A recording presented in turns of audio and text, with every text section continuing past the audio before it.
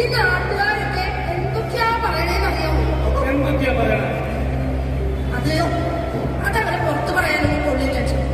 അല്ലെങ്കിലും നാട്ടുകാരെന്തിനാ പറയുന്നേ?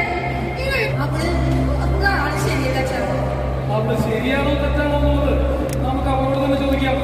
ആ സംശയം കണ്ടു തീർക്കാലോ. നമ്മുടെ അന്തോടെ കുട്ടിയുടെ വീട് വരുന്നു പറഞ്ഞു. ആ പുസ്തകം കൈകെടുക്കും മിന്നും പിന്നിടും. പിന്നെ ഈ നാട്ടുകാരുടെ മുഴുവൻ വായ നമുക്ക് ജീവിക്കാൻ പറ്റുമോ? അതെ, നീ പറഞ്ഞ പോലെ നല്ല കാര്യങ്ങളല്ല.